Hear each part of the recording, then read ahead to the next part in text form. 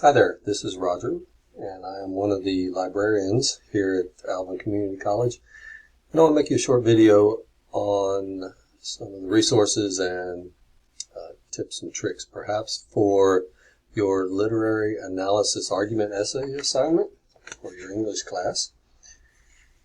I'm going to show you a few things that are just general kind of resources that we have, and then I'll do a quick search for you using a specific topic, and we can kind of go through and see how you might approach the assignment. Of course, you can carry this in any direction that you like. I just want to make things familiar to you and give you sort of an idea. The first thing you'd want to go to is the pod. And in the pod, we want to go to Campus Services and down to Library, which will give you our page here. In the mid-right column here, you see this Chat with a Librarian. We have a library chat box here where you can speak with us in chat format live during business hours. When it's off hours, it'll create a ticket for you. So I would suggest that if you feel you might need some of this kind of assistance, that you do it while we are here so that you don't have to wait. The next thing that's important to know is we have some virtual services available where you can get help either through Teams or on the phone, whichever way you prefer to do that. And of course, you can always just pop in the library. I'll be happy to help you with whatever you feel you need help with. So the first thing we're going to go to, we're going to look at our databases. And I have already performed some of these searches, so I have tabs open. The Gale and ProQuest databases via TextShare would be a good place to start. And when you do that, it's going to take you to a page that looks just like this. You'll land at the TextShare page, and my suggestion in this particular instance for this particular assignment is to go by subject. Now, there are also an alphabetical listing here of all their databases that they have available, and you might use that for another class, another assignment. They have this broken down into topics, which is very, subject topics, which is very helpful. I'm going to click the literature resources because I think that's what we're going to use, obviously, for an English class and a literature review.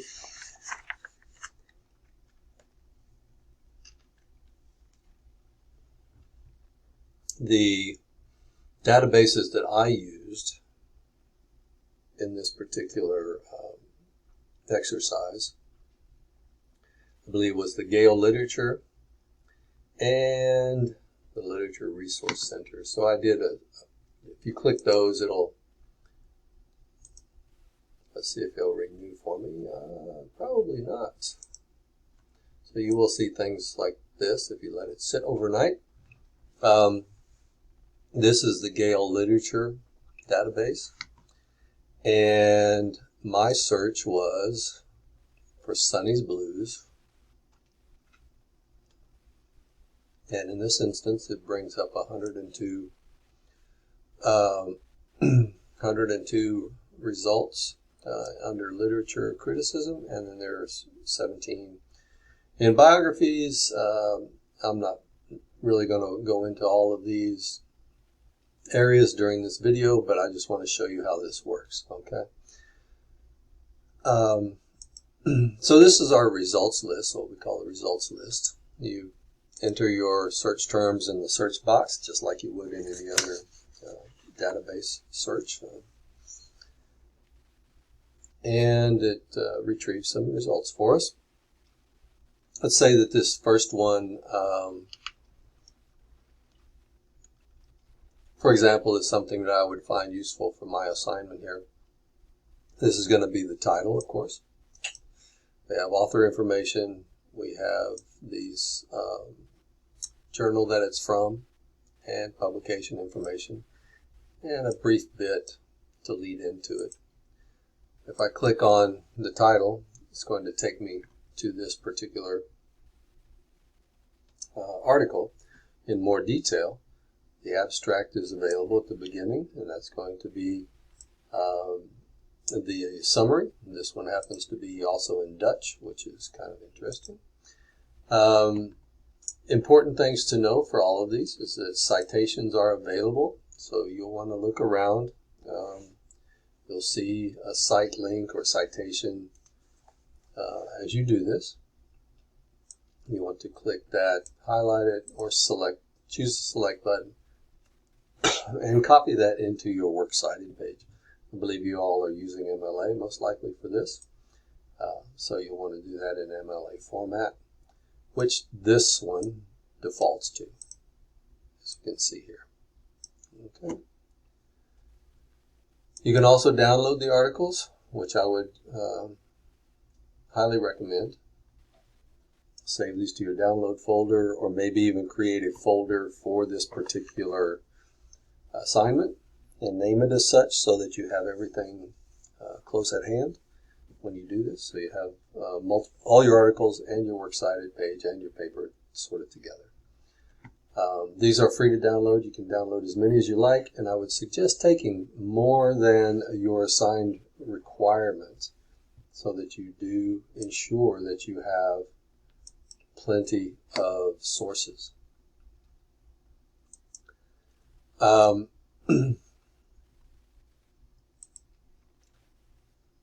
going to try the Literature Resource Center, and that's what the second page was before it died.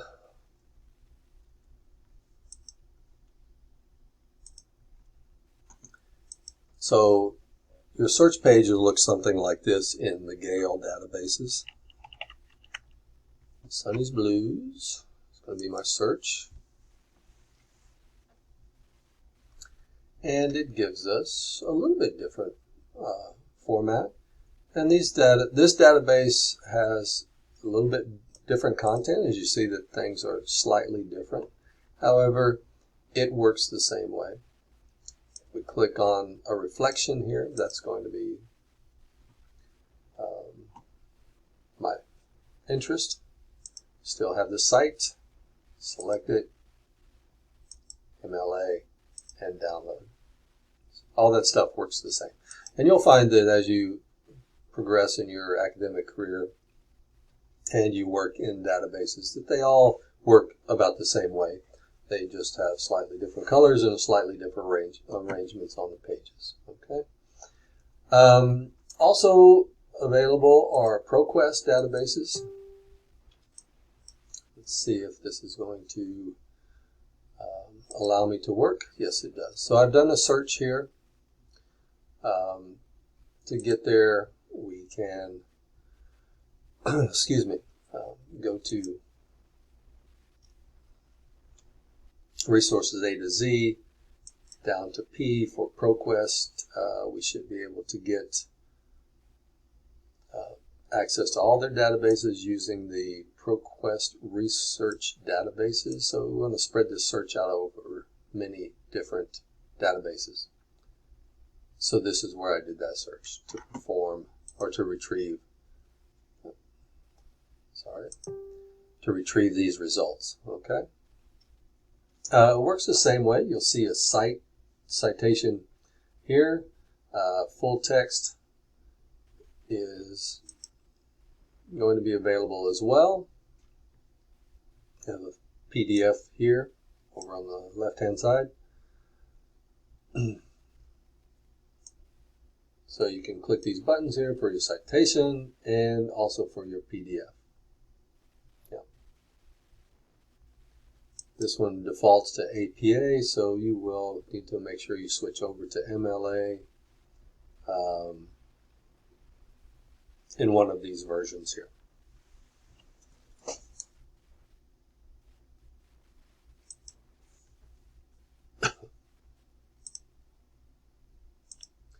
And then your PDF is available here as well in full text, okay? So as you see, it looks slightly different with the colors, but it works the same way as our Gale does. So the other next databases that we can use, or you can use, if we go back to the pod, we go to the EBSCO databases.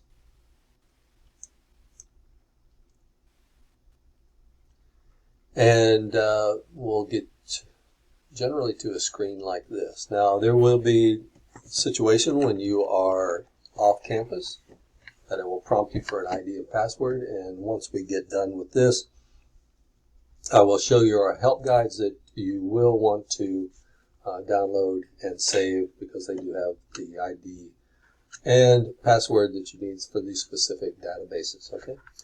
And in the meantime, let's do an EBSCO search. So EBSCO has many, many databases. You can go through all of these if you like and review them. However, in the interest of time, and I'm going to just select all and click continue, and I'm going to run this search through all the databases, even though there are a number of them that this content will not be in because of the focus. That doesn't matter because it won't return anything, so we don't have to deal with it.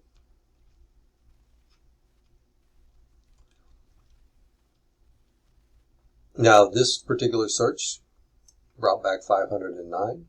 We can further drop this number down to a little bit more manageable by clicking on peer reviewed, and that gives us the articles that are only coming from academic journals.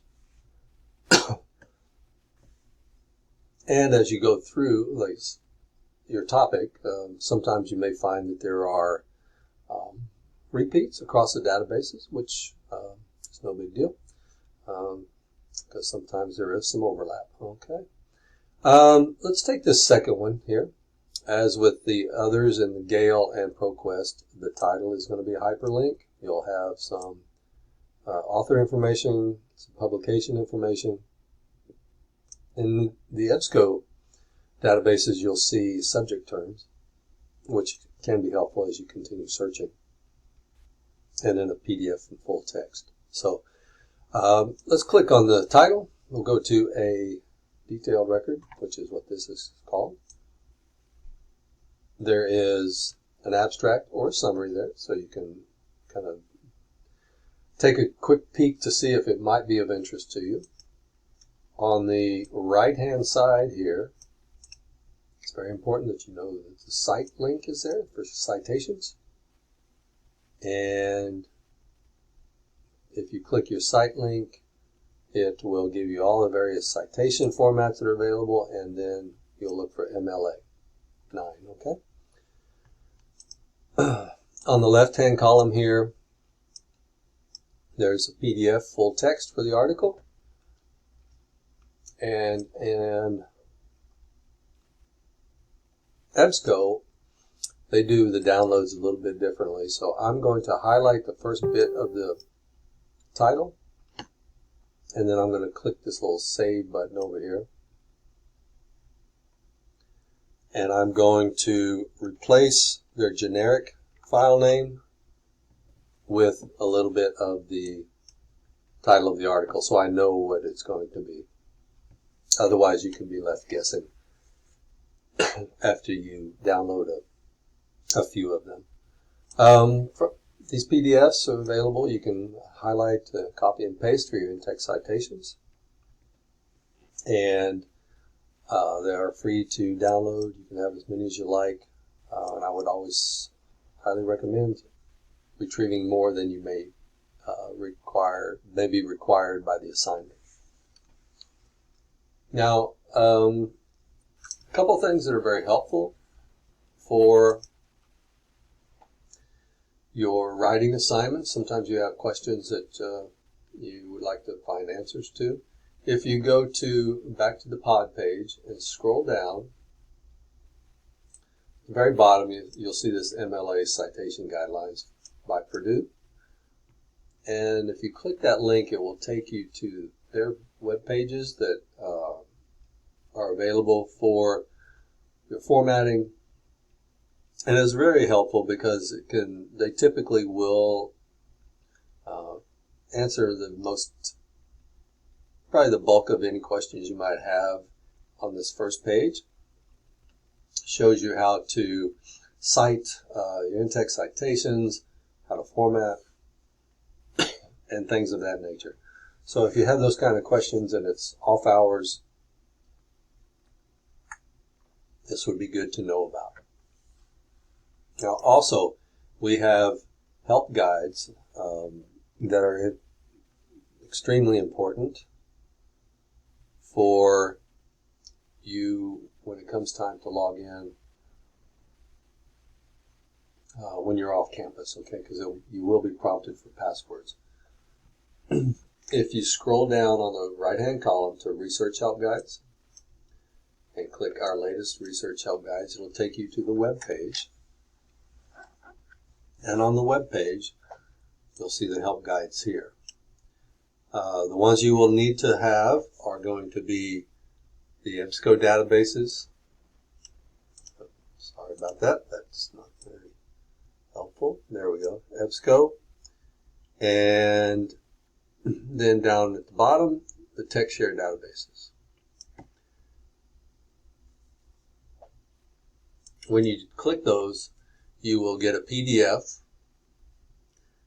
with steps to accessing the library and the databases. It will give you login ID and passwords. Here's the EBSCO version. And there's the password right there, which is very long and tedious. You don't really want to type that, so copying and pasting is the way to go. Plus, there are also steps that can help you to kind of refresh your memory if you need that.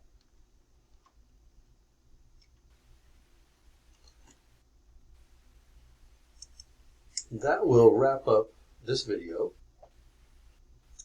If you have any further questions, feel free to contact us here at the library. Feel free to come in or contact me on Teams. My name is Roger Bell.